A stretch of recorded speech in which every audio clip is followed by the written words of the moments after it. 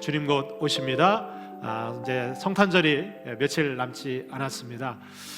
그동안 우리가 대림절 절기를 지나면서 예수 그리스도께서 이 땅에 다시 오심을 우리가 기다리는, 그러니까 어떻게 기다릴 것인가, 그리고 주님이 이 땅에 오실 때 우리에게 어떠한 은혜와 놀라운 역사를 행하실지에 대해서 말씀을 통해서 상고해 보았습니다. 오늘은 우리가 대림절 넷째 주일 그리고 성탄주일을 맞이해서 우리가 어떻게 성탄을 준비할까, 특별히 예수님의 초림 때 첫 번째 성탄을 준비했던 아주 탁월한 인물이 있죠. 우리가 세례자 요한에 대해서 계속 말씀을 통해 살펴보고 있는데, 여러분들 이 구약 시대가 끝나고 하나님께서는 많은 선지자들 통해서, 대표적으로 이사야 선지자, 미가 선지자, 또 말라기 선지자를 통해서 이 땅에 하나님께서 메시아를 보내주실 것이다 라고 예언의 말씀을 주셨습니다. 그런데 많은 사람들은 오랜 시간이 흐르면서 그 약속을 잊어버리고, 그리고 이 땅에 오실 메시아를 관념적으로, 그냥 이성적으로는 메시아가 오시면 좋겠다 이런 생각은 갖고 있었지만, 정작 그 메시아가 오심을 준비하고 있었던 사람들은 거의 없었다는 거예요. 왕으로부터 시작해서 온 백성들은 그냥 하나님께서 말씀하셨으니까 그냥 그것만 기억하고 있었지, 실제로 자기의 삶에서는 메시아가 오심을 준비하고 기다린 사람들은 거의 없었다는 거예요. 그런데 오늘 본문에 보면 정말 이 땅에 메시아가 탄생하는 이 성탄을 정말 멋지게 완벽하게 준비했던 사람, 그리고 그 예수 그리스도를 정말 제일 먼저 하나님이 보내주신 메시아라는 사실을 깨닫고 만났던 사람이 있어요. 그 사람이 바로 세례자 요한이었습니다. 그런데 놀라운 사실은 이 세례자 요한이 이 성탄을 어디에서 준비했느냐? 광야에서 준비했다는 거예요. 여러분들, 이것이 이해가 가지 않잖아요. 분명히 성탄을 준비하면, 아기가 탄생하면 그 아기가 탄생하는 곳에서 준비를 해야 되는데, 왜 이 세례자 요한은 사람들이 살기 어려운 광야에서 이 성탄을 준비했을까? 왜 하나님께서는 이 세례자 요한을 광야로 이끄셔서 그곳에서 이 땅에 오실 메시아를 맞이하고 준비하게 하셨을까? 거기는 아주 중요한 의미와 뜻이 있습니다. 여러분들, 이 세례자 요한이 활동했던 이 광야는, 그 당시 이스라엘 땅에는 여러 광야가 있었는데 바로 이 유대의 광야였습니다. 이 유대의 광야는 사해 바로 옆에 붙어 있고, 그 바로 위에는 이제 요단강이 갈릴리 호수로부터 쭉 연결이 되어 있는 곳이 바로 이 유대 광야입니다. 지금도 이 유대 광야를 가보면 정말 사람이 살기가 힘든 아주 척박한 땅입니다. 물도 거의 없고, 그리고 생활할 수 있는 양식이나 또 여러 가지 삶의 터전을 구하기가 참 힘든 곳이 바로 이 유대 광야였습니다. 지금도 이 유대 광야에 가보면 이 세례자 요한이 거처하고 지냈다고 하는 이 세례자 요한의 그 광야 수도원이 있습니다. 그래서 이 수도원에 가보면 이 그 세례자 요한이 그 광야에 있는 토굴 속에서 지내고 생활했던 그 모습을 이렇게 재현을 해 놓았습니다. 많은 분들이 이 광야 수도원을 보면 어떻게 이런 곳에서 사람이 살 수 있을까 여길 정도로 아주 척박한 곳이었습니다.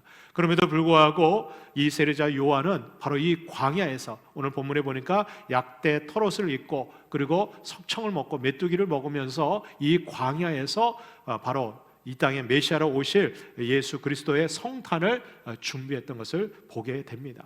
여러분들, 이 광야라고 하는 것은 하나님의 은혜가 아니고는 살아갈 수 없는 것이 광야입니다. 그래서 이스라엘 백성들도 출애굽한 이후에 무려 40년 동안 광야에서 지낼 때 그들의 모든 삶은 전적인 하나님의 은혜로 그들은 삶을 유지할 수 있었다는 거예요. 그들이 먹는 거, 입는 거, 생활하는 모든 것들을 하나님께서는 이스라엘 백성들의 삶을 책임져 주셨던 거예요. 그래서 여러분들, 이 세례자 요한의 모든 삶도 누가 책임져 주셨습니까? 하나님이 책임져 주시는 거예요. 저는 이 광야에서 성탄을 준비했던 이 세례자 요한의 삶을 보면서 어쩌면 지금 우리가 살고 있는 이 시대가 광야와 같은 시대가 아닐까. 정말 하나님의 은혜가 아니고서는 하루도 한순간도 살아갈 수 없는 이 시대가 바로 광야와 같은 시대라는 거예요. 여러분들, 코로나로 인해서 모든 삶이 제한이 되고 마음껏 우리가 자유롭게 생활할 수 없는 이 시대, 경제적으로나 또 사회적으로나 또 종교적으로 신앙적으로 큰 위기와 정말 척박한 그런 상황 속에 놓여 있는 저와 여러분들은 지금 광야를 지나고 있다는 거예요. 그런데 여러분들, 이 광야에서 우리가 준비하고 사모하고 기다려야 될 것은 바로 이 땅에 다시 오실 성탄을 준비하는 거예요. 다시 오실 주님을 우리가 준비하고 예비할 때 그 주님께서는 저와 여러분들을 찾아오시게 될 것이고, 우리의 삶에 세상 사람들이 누리지 못했던 이 성탄의 놀라운 기쁨을 누리게 될 줄로 믿습니다. 자, 그렇다면 이 광야에서 성탄을 준비하는 자들은 어떤 준비를 하고 살아가야 될까요? 이 세례자 요한은 과연 이 광야에서 어떻게 성탄을 준비할 수 있었을까요? 그 첫 번째가 바로 말씀을 보면서 성탄을 준비해야 된다는 거예요. 여러분, 오늘 2절과 3절 말씀에 보면 오늘 하나님의 아들 예수 그리스도의 복음의 시작이다 그러면서 뭐라고 얘기하느냐? 선지자 이사야의 글을 보라 그랬어요. 왜냐하면 이 선지자 이사야는 이 세례자 요한, 예수님이 탄생하기 이전 약 700년 전 활동했던 선지자가 바로 이사야 선지자였어요. 그런데 여러분들, 이 이사야 선지자 글에 보면 내가 내 사자를 내 앞에 보내노니 그가 내 길을 준비하리라. 광야에 외치는 자의 소리가 있어 이르되 너희는 주의 길을 준비하라. 그의 오실 길을 곧게 하라. 기록된 것과 같이, 이렇게 말씀이 증거하고 있어요. 그러니까 여러분들, 이미 이사야 선지자를 통해서 하나님께서는 메시아가 오시기 전에 광야에서 외치는 자의 소리가 있을 것이고 그가 주의 길을 예비하게 될 것인데, 그의 길은 어디에서 예비하느냐? 광야에서 예비한다는 거예요. 여러분들, 놀랍지 않습니까? 세례자 요한이 광야에서 성탄을 준비한 것은 우연이 아니에요. 자신이 그냥 예루살렘이나 이 유대, 이스라엘 그 거주지에서 성탄을 준비할 수 없어서 광야로 내몰린 것이 아니에요. 그가 광야로 나간 이유는 이미 700년 전에 이사야 선지자를 통해서 주의 길을 예비할 하나님이 보내주시는 주의 사자가 있는데, 그 사자는 어디에서 주의 길을 예비하고 성탄을 준비하느냐? 광야에서 준비한다는 거예요. 그래서 여러분들, 이 세례자 요한은 나는 광야에서 빈들에서 외치는 소리라고 얘기하고 있는 거예요. 여러분들, 소리라는 것은 누가 오신다라고 하는 것을 미리 얘기하는 나팔소와 같은 거예요. 여러분들, 세례자 요한은 자신이 메시아가 아니라는 거예요. 나는 곧 오실 메시아를 알리는 소리에 불과하다는 거예요. 근데 그 주님이 어디로 오시느냐? 광야를 통해서 오신다는 거예요. 여러분들, 광야라고 하는 것은 어느 곳입니까? 바로 하나님의 임재가 있는 곳이에요. 여러분들, 놀랍지 않아요? 왜 하나님께서 예루살렘과 물론 성전에 거하시는 그 하나님, 그러나 무소부재하신 하나님은 광야에 함께 하신다는 거예요. 여러분들, 이 광야는요, 구약 성경에서 하나님의 임재가 있는 곳이었어요. 왜냐? 여러분, 광야는 먹고 마시고 생활하고 즐기는 삶의 터전에 있는 우리의 생활 공간이 아니에요. 그곳은 사람이 사는 곳이에요. 그러나 광야는 하나님의 전적인 은혜를 누리는 곳이 광야예요. 특별히 하나님의 은혜를 어떻게 누립니까? 하나님의 말씀을 통해서 하나님의 은혜와 능력이 우리에게 주어지게 되는 줄로 믿습니다. 여러분들, 광야에 나갔던 이 세례자 요한은 여러분, 다른 거 하는 일이 없어요. 광야에서는 할 일이 아무것도 없어요. 거기서 유독 할 수 있는 유일한 일은 뭡니까? 하나님의 말씀을 묵상하는 일이에요. 그래서 여러분들, 구약 성경에서는 이 광야를 교회라고 얘기했어요. 광야 교회. 이 광야에 서게 되면 여러분, 하나님을 전적으로 의지하고 따라가지 않고는 살 수 없기 때문에 하나님과의 깊은 교제를 나누는 것이 바로 광야예요. 여러분들, 우리가 평상시에 삶에는 뭐 먹을 것 풍족하고 우리의 삶에 내가 누리는 것들, 편의 시설들이 다 있으면 여러분, 우리는 하나님 믿고 살아요. 하나님 생각하지 않습니다. 그런데 광야와 같이 모든 것을 다 잊어버리고 빼앗기고 아무것도 내가 살 수 있는, 정말 살 수 있는 근거가 전혀 없는 그런 상황에 처해지게 되면, 그런 광야와 같은 삶에 처해지게 되면 여러분들, 누구나 하나님을 찾을 수밖에 없어요. 왜? 하나님 외에는 살 수 있는 길이 없기 때문에. 여러분들, 이 세례자 요한은 광야에 들어가서 그가 늘 의지하고 바라봤던 것은 하나님의 말씀이었어요. 특별히 이사야서 40장 3절에 보면 오늘 말씀이 동일하게 기록이 되어져 있습니다. 외치는 자의 소리여 이르되 너희는 광야에서 여호와의 길을 예비하라. 사막에서 우리 하나님의 대로를 평탄하게 하라 그랬어요. 이사야 선지자를 통해서 이미 700년 전에 하나님께서 이스라엘 백성들을 향해서 외치는 자의 소리가 이르되 너희는 광야에서 여호와의 길을 예비하라고 명령하셨어요. 여러분들, 이 명령은 모든 이스라엘 백성들에게 주신 하나님의 약속의 말씀이었어요. 그런데 이 약속의 말씀을 믿고 의지하고 이 말씀을 따라서 광야에서 하나님의 길을, 주의 길을 예비한 사람은 세례자 요한밖에 없었다는 거예요. 그 많은 이스라엘 백성들, 당시에 종교 지도자들, 바리새인들, 서기관들, 제사장들, 그리고 하나님 말씀을 기록했던 그런 율법 학자들, 하나님의 말씀은 다 알고 있었어요. 이사야 선지자를 통해서 주신 예언의 말씀을 알고 있었어요. 그러나 그 누구 하나 광야에 들어가서 주의 길을 예비하고 준비한 사람은 없었다는 거예요. 여러분들, 지금 이 시대에도 주님께서 부활하시고 승천하시면서 내가 다시 구름 타고 오시리라 제자들에게 약속하셨어요. 여러분들, 그 주님의 오심을 준비하고 기다리는 사람들, 그 약속의 말씀을 다 듣고 알고는 있지만 우리의 삶에서 정말 주님 다시 오심을 준비하고 기다리고 있는 사람들은 별로 없다는 거예요. 여러분들, 어떻게 준비합니까? 하나님의 말씀을 보면서 준비해야 돼요. 여러분들, 지금도 유대 광야에 가보면 이 광야에서 생활했던 아주 신령한 영적 생활을 했던 유대인들이 있습니다. 그 당시 예수님 당시에도 바리새파, 사두개파, 그리고 또 하나의 무리가 있었어요. 바로 에세네파, 그러한 사람들이 있었어요. 이 에세네파 사람들은 주로 이 광야에서 쿰란이라고 하는 곳에 함께 모여서 공동체 생활을 합니다. 이들은 이 땅에 오실 메시아를 기다리고 고대하는 마음으로 그들은 광야에서 지냈어요. 토구를 파서 그곳에서 하루하루 언제 메시아가 오실 것인가 기다리던 사람들이었어요. 근데 1950년대에 여러분들, 이 이스라엘에서 이 사해 사본이 발견이 됩니다. 어디에서? 바로 이 쿰란 동굴에서. 이 쿰란 동굴에 들어가 보니까 항아리들이 있는데 이 토기 항아리들 안에 두루마기로 기록된, 양피지 두루마기에 기록되어져 있는 하나님의 말씀이 발견이 됐어요. 이거는요, 가장 오래된 사본입니다. 성경 사본이에요. 지금 우리가 쓰고 있는 이 성경, 우리 개역 개정판 이 성경은요, 여러분들 영어 성경과 또 한문 성경을 번역해서 만든 거예요. 그러니까 사본의 사본이에요.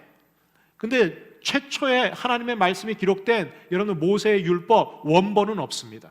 근데 그 원본을 서기관들이 필사해서 기록해 놓은 것이 사본들이에요.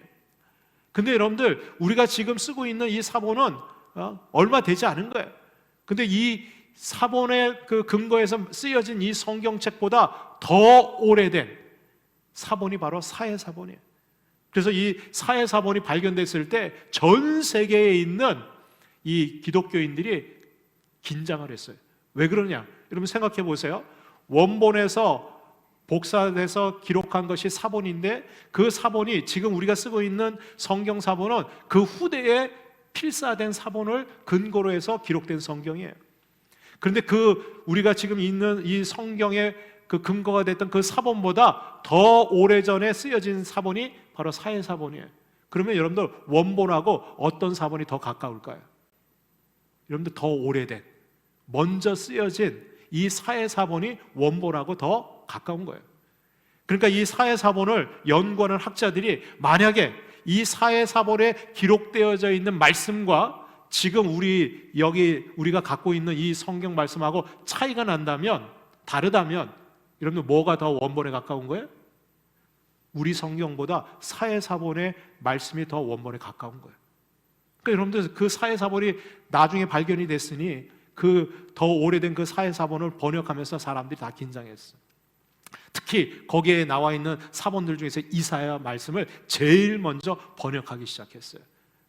이 이스라엘에 있었던 고대 히브리어 학자들, 율법 학자들이 다 모여서, 랍비들이 모여서 이 사해사본, 특별히 그 중에 있는 이사야서를 쭉 번역하고 해석하는데 어떤 결과가 나느냐? 놀랍게도 99.99%가 일치한다는. 여러분, 이게 얼마나 놀라운 은혜인지 몰라요. 수천 년의 시간이 흘렀음에도 불구하고 하나님의 말씀이 변개되지 않도록 하나님께서 성령을 통해서 역사하셨다는 증거예요. 그래서 지금도 여러분들 이 사본이 고대 히브리어로 기록되어 있기 때문에 다 번역이 된 게 아니에요. 지금도 계속해서 원본하고 대조하면서 계속 번역을 해나가고 있는데, 이 사본이 어디서 발견됐냐? 바로 이 광야, 이 쿰란 동굴에 있었던 바로 이 에센의 공동체 가운데서 이 사본이 발견된 거예요. 그러니까 여러분들, 이 광야에서 이 에센의 이 학파들은 뭘 기다리고 있었느냐? 주의 말씀을 기록하고 그 말씀을 보면서 주님 오심을 기다리고 준비했다는 거예요.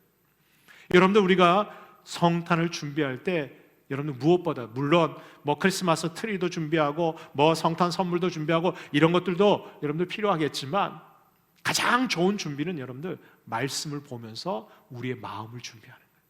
주님 오심을 사모하는, 기다리는 심령을 갖는 것. 여러분들, 그 간절히 사모하고 주의 말씀을 믿음으로 보면서 사모하는 자들에게 여러분들 우리 주님이 찾아오시는 거예요. 그 주님을 만날 수 있는 거예요. 정말 세상으로 정신없이 바쁘고 분주해서 말씀 볼 시간도 없는 여러분, 요즘 현대 그리스도인들을 볼 때 과연 우리가 진정으로 성탄을 준비하고 있는가, 우리는 돌아봐야 될 줄로 믿습니다. 여러분, 오늘도 하나님께서는 말씀을 묵상하고 그리고 그 말씀에 약속된 대로 다시 오실 주님을 사모하고 기다리는 자들, 그 심령 가운데 우리 주님이 찾아오실 줄로 믿습니다. 두 번째로, 우리가 광야에서 성탄을 준비할 때 우리는 회개하며 죄사함을 받고 거룩한 모습으로 주님을 맞이할 준비를 해야 한다는 겁니다. 오늘 4절과 5절 말씀해 보니까 세례 요한이 광야에 이르러 죄사함을 받게 하는 회개의 세례를 전파했다 그랬어요. 여러분들, 이 세례자 요한이 광야에서 했던 일은 회개의 세례를 선포하고 전파했다는 거예요. 왜 그렇습니까? 이 죄사함 받지 않고는 주님을 맞이할 수 없기 때문에 그렇습니다. 여러분들, 우리가 죄사함과 그리고 거룩함으로 덧입지 않고는 여러분, 주님이 이 땅에 오실 때 기쁨으로 그 주님을 맞이할 수 없다는 거예요. 죄인의 모습으로 주님 앞에 나가게 되면 여러분들, 우리는 심판의 자리에 설 수밖에 없는 거예요. 그래서 세례자 요한은 그 당시 이스라엘 유대 백성들을 향해서 너희들 죄사함을 얻게 하는 회개를 하라는 거예요. 그리고 그 회개의 세례를 통해서 하나님 앞에 정결한 모습으로, 거룩한 모습으로 주님 오심을 예비하고 준비하라는 거예요. 그러자 온 유대 지방과 예루살렘 사람들이 다 세례자 요한에게 나가서 자기의 죄를 자복하고 또 요단강에서 그에게 세례를 받았다는 거예요. 여러분, 예수님도 이 세례자 요한이 그 요단강에서 이 세례를 베풀 때 그 주님도 나왔어요. 엄밀히 얘기하면 이건 세례가 아니라 정결례입니다. 정결례. 여러분들, 세례는 예수님이 부활하시고 승천하신 이후에 제자들에게 행하도록 허락하신 게 세례예요. 그러니까 그 당시 구약 시대의 이 율법에 의하면 어떤 그 공생의 생활이라든가 아니면 공직에 나가거나 아니면 내가 하나님 앞에 나갈 때 반드시 해야 될 게 정결 예식이었어요. 왜? 세상에 부정한 것으로 우리가 접촉하게 되면 하나님 앞에 거룩한 모습으로 설 수 없기 때문에, 그래서 하나님 앞에 나가는 자들은 늘 정결 예식을 해야 돼요. 여러분, 이 정결 예식을 행하는 말씀이 레위기서에 아주 자세하게 그리고 조목조목 항목별로 다 기록되어져 있어요. 그런데 오늘 세례자 요한이 말씀하고 있는 정말 죄사함의 은혜를 받게 되는 것, 여러분, 우리 주님께서 우리에게 요구하시는 건 딱 한 가지예요. 회개하는 거, 회개. 여러분, 우리가 예수 그리스도의 보혈의 은혜를 우리가 의지하고 회개할 때 여러분, 우리의 모든 죄는 사함받게 되고 거룩한 모습으로 여러분들 주님 앞에 나아갈 수 있게 되는 줄로 믿습니다. 마태복음 3장 1절로 2절에 보면 이 세례자 요한이 뭐라고 얘기했느냐? 유대 광야에서 전파해 말하되 회개하라, 천국이 가까이 왔느니라 그랬어요. 여러분들, 이 회개의 메시지의 특징이 뭐냐? 천국이 가까이 왔다는 거예요. 왜 우리가 회개하고 정결하게 세례를 받아야 되느냐? 이 회개하는 자들에게 천국이 임하게 된다는 거예요. 여러분들, 우리가 이 험악한 광야와 같은 이 세상 속에서도 여러분들, 우리는 천국을 누릴 수 있어요. 어떻게 천국을 누립니까? 여러분들, 이 세례자 요한이 회개하라, 천국이 가까이 왔다, 이 말씀은 여러분들 천국이 어느 곳이라고 생각해요? 천국이 죽으면 가는 그 하늘나라가 천국입니까? 물론 그것도 하나님 계신 곳 천국이지만 여러분들, 이 땅에서도 우리는 천국을 누릴 수 있어요. 여러분들, 세례자 요한이 회개하라, 천국이 가까이 왔다는 얘기는 바로 메시아이신 예수 그리스도가 이 땅에 오실 때 그 예수님을 믿음으로 영접하는 자들에게는 뭐가요? 천국이 임하게 되는 거예요. 여러분들, 예수 그리스도가 천국이에요. 예수 그리스도와 함께하는 곳이 천국이에요. 예수 그리스도를 영접한 자들이 천국을 누리고 살아가게 되는 거예요. 근데 이 천국을 어떻게 누립니까? 여러분들 회개하고 나의 죄를 고백하고 예수님을 나의 구주로 영접할 때 여러분들 우리가 천국을 누리게 되는 거예요. 그래서 사도 요한은, 이 세례자 요한은 회개하고 죄 사함을 받고 그리고 주님 오심을 기다려야지만 우리가 천국을 누리는 삶을 살 수 있게 된다는 거예요. 여러분들 이 세례자 요한의 이 메시지를 통해서 수많은 이 예루살렘과 유대 지방에 있었던 백성들이 다 나와서 그 요단강가에서 이 세례자 요한에게 정결 예식 세례를 받았어요. 그들은 자신의 죄를 자복하고 그리고 회개하는 심령으로 나아갈 때 이 세례를 통해서 어떻게 해요? 여러분들 메시아를 영접하고 받아들이게 되는, 그들의 삶에 천국이 임하게 되는 거예요. 그런데 여러분들 놀라운 사실은 여러분 모든 사람이 다 이 천국을 누린 것이 아니라는 거예요. 여러분들 그 화면에도 보면 아시겠지만 그 당시에 이 유대 이스라엘 땅에 있었던 수많은 백성들 가운데서 여러분들 이 세례자 요한의 이 회개의 말씀을 듣고 나온 사람들은 회개하고 죄사함을 누리고 그리고 천국을 누리게 되었지만 더 많은 사람들, 대부분의 많은 사람들, 헤로드 왕을 비롯해서 수많은 바리새인들, 서기관들, 제사장들, 이 사람들은 회개하지 않았어요. 오히려 여러분들 이 세례자 요한이 선포하는 메시지에 싫어했어요. 회개하라는 거 싫어했어요. 천국이 가까이 왔고 메시아가 곧 오신다는 말씀 싫어했어요. 왜 그랬을까요? 그들은 이미 종교적인 기득권과 자신들이 누리고 있는 삶의 풍요로움에 빠져서 이거 빼앗기기 싫은 거예요. 왜? 여러분 그거 다 내려놓고 광야로 들어가야 되니까. 세상의 연락들 다 포기하고 광야에서 오직 주님만 오심을 기다리고 사모해야 되니까 그거 포기할 수 없는 거예요. 오히려 광야에서 외치는 이 세례자의 요한의 그 메시지에 그들은 화를 내고 분노했어요. 어떻게 하면 저 세례자 요한을 잡아서 죽일까? 저가 백성들을 현혹시키지 못하도록 많은 사람들이 세례자 요한을 따르니까 시기하고 질투하는 거예요. 근데 백성들이 무서워서 손을 못 대는 거예요. 여러분들 지금 이 시대에도, 광야와 같은 이 시대에도 아무리 세상을 향해서 회개하십시오, 지금 하나님의 진노가 임하고 있습니다. 듣지 않습니다. 돌이키지 않아요. 믿음의 백성들조차도 하나님 앞에 회개하고 돌아오질 않아요. 오히려 세상 연락이 좋고 어떻게든지 세상에서 내가 성공하고 살아야지, 주님 오심을 준비하는 것이 아니라 이 성탄의 계절이 가까이 오고 있는데도 주님 앞에 나와서 회개하고 나의 연약함, 나의 죄사함, 이 가장 놀라운 천국에 대한 소망을 여러분들 세상 연락하고 다 바꿔버렸어요. 하나님 앞에 나아가지 않습니다. 여러분들 주님 다시 오실 때 누구를 보실까요? 정말 두렵고 떨림으로 회개하는 심령으로 죄사함의 은혜를 날마다 누리고 사모하는 그런 자들에게 우리 주님 찾아오시게 될 줄을 믿습니다. 천국은 바로 회개하는 자들의 것이에요. 천국은 죄사함의 은혜를 누리는 자들의 것이에요. 여러분들은 이 광야와 같은 세상 속에서 어떠한 삶을 누리기를 원하십니까? 경제적으로 조금 편해지고 좋아지는 삶? 내가 바라고 원했던 거, 잃어버렸던 거 다시 되찾고 누리는 삶? 물론 그것도 필요하겠죠. 그것도 급하겠죠.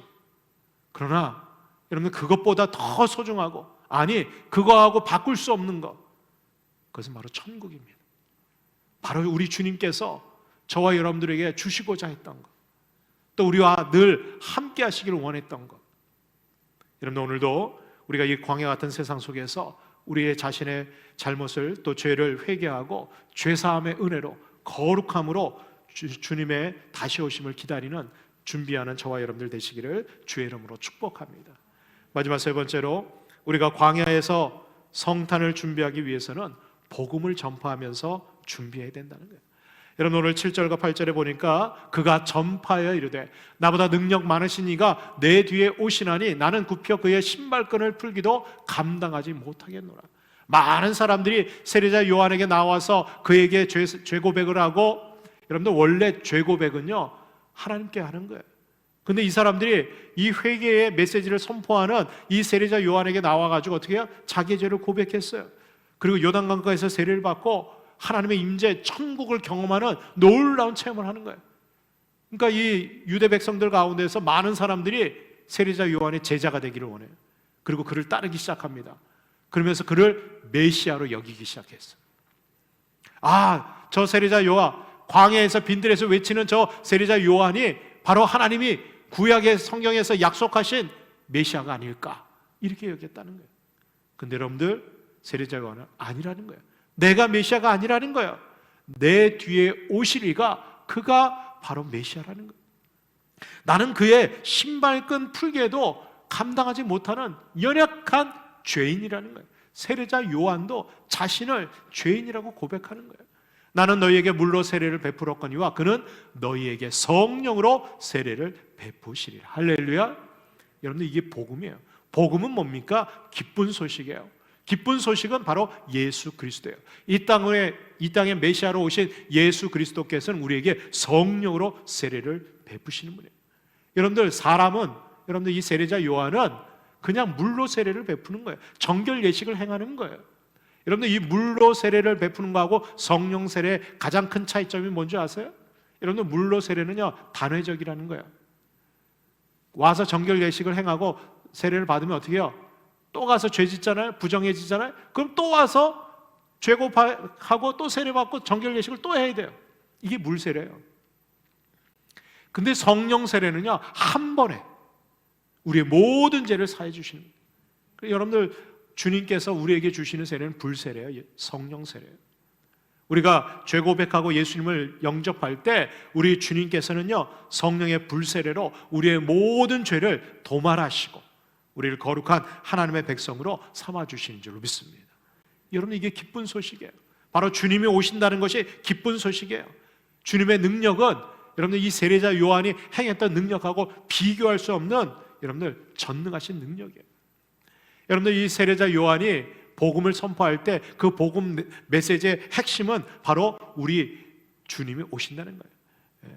그분이 우리를 성령으로 세례를 주신다는 거예요. 그런데 여러분들, 이 불세례, 이 성령 세례의 특징은 뭐냐?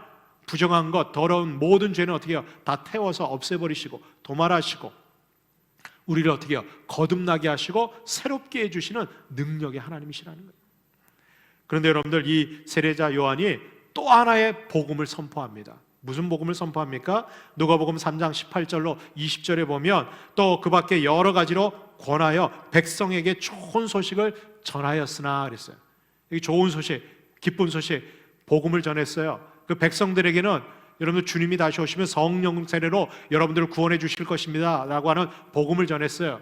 그런데 그 복음을 받아들이지 않고 거부하고 회개하지 않고 돌이키지 않는 자들에게는 어떻게 복음을 전했습니까? 19절에 보니까 분봉왕 헤롯은 그의 동생의 아내 헤로디아의 일과 또 자기가 행한 모든 악한 말로 말미암아 요한에게 책망을 받았다 그랬어요.